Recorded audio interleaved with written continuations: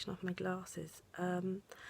I wanted to make a video about what my little girl is going through at the moment, because she's going through she's not quite 2.5, she's 28 months and a few days now, and recently, after sleeping through a lot, since she was 9 months she slept through for 8 hours, and then from about a year she slept through for like 10 hours or so.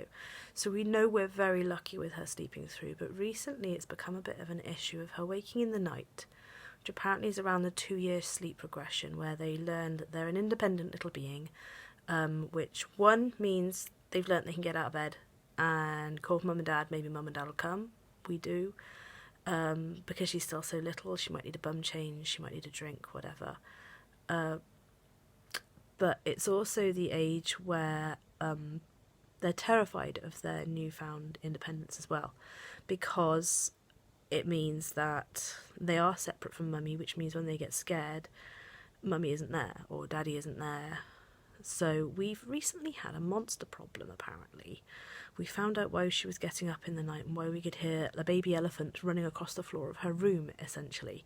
So I just wanted to do a video that'll probably be in a couple of parts. I'll probably put some together of just how we're handling it, and then let you know how it goes, so that you can see if any of our methods help work for you.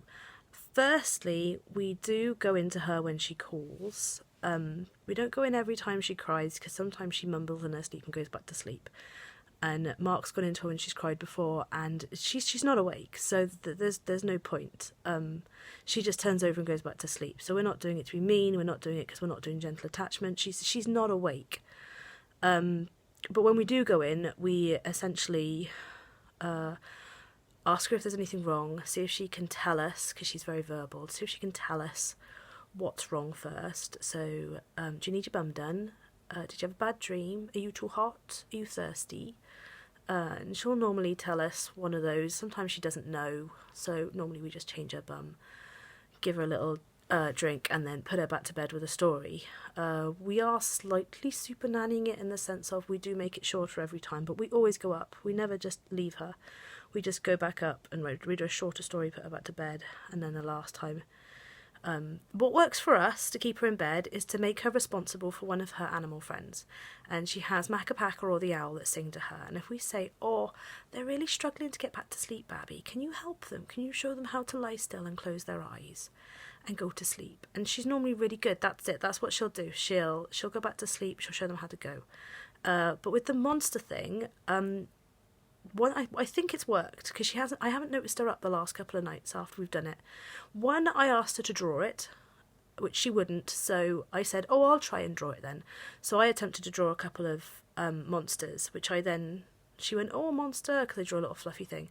And then I turned some googly eyes into daddy, to mummy and whatnot. I made her laugh about it. I'll attach that video here at the end. And then she asked me to draw her room, so I drew a little plan of her room, and I asked her where the monster lived.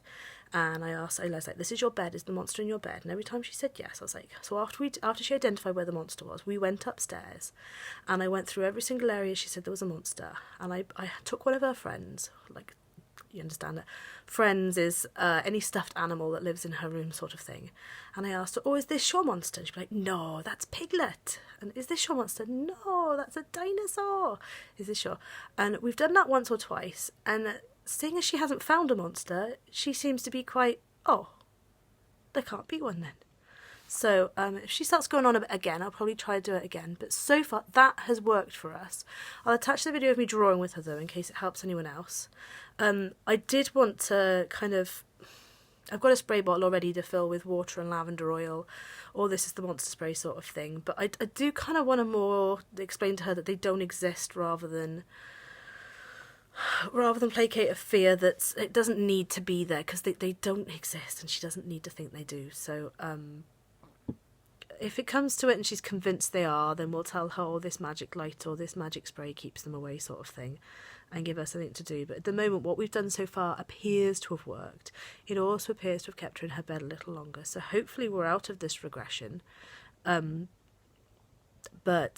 it's been really, really hard, because once you're used to your child sleeping through and they start breaking it again, I think if they've never slept through, it's easy to continue broken sleep, but once they've slept through, it's kind of, I'm a zombie. So if I've looked tired in some of my videos, because she's been going through this sleep regression. So I'm going to wrap this video up in a minute for now. All our methods so far have been reasonably successful. Rosie's a very smart little girl, so she cottons on quite quickly because she's verbal and she understands a lot more. We don't shut up though. She's probably dying for some peace and quiet. We never stop talking to her. I never stop singing to her, so I'm not surprised that she's quite as as vocal as she is. We'll do it again, shall I? So, is this your monster? Is this what your monster looks like? I don't think it's monster. I think it's Daddy. Who is that? Daddy. Is that your monster? No, that's Dad. No, that's not a monster. It's Daddy. So, who's this monster? Is this a monster? No, that's Mummy. I haven't finished yet. It might not be Mummy. Who is it? Who's that? Mummy. Who's that? That's not Mummy. Who's that? Rosie. It's Rosie! Is that a monster? No. No. They're not real, Babby. That's the thing. They're not real. So, is this a monster? No, that's Mummy. Are you sure? Mummy's gonna put...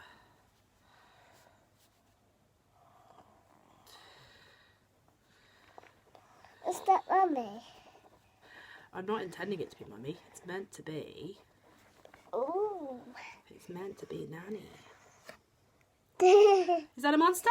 that's Nanny. Nanny! What about She won't draw me her monster. Mummy? Should go back to that page and I'll add Mummy to these ones. So, is this what your monster looks like? No, that's Mummy. You don't know that yet. I haven't finished.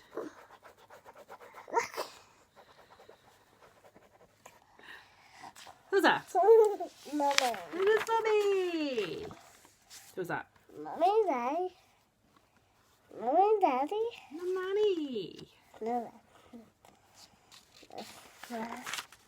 what about this picture? She asked me to draw her room and then she pointed to where the monster lives. The monster apparently lives in the rocking chair, not in the wardrobe. So, this is something we're trying to get her to talk about it and realise it's not that scary. And they're not real, baby. So again, I'm just going to show you this board at the end of each week, even if it's just briefly. Sometimes we get everything done, sometimes we don't. It depends on her. I let her lead, so this week she's read every day. She's done fine motor skills most day. She's socialised a fair bit, but she hasn't really been interested in numbers. She's done a fair bit of counting, and she's done a lot of wiggles. And we haven't been on the apps too much, so she's been more interested in playing with her physical toys, like her flashcards or posting coins and stuff, rather than being on the tablet. So yes. Hi, so I hope that video helps anyone with a similar monster problem. And yeah, excuse me at the moment, we're full of cold. It's not as bad as it could be. We're upping the vitamin C and doubling our elderberry syrup doses, so trying to nip this in the bud. But I hope this video helps anyone with a similar monster problem, and maybe some of our methods will work for you. For now, it's ta-ta from me and ta-ta from the Rosie Bear.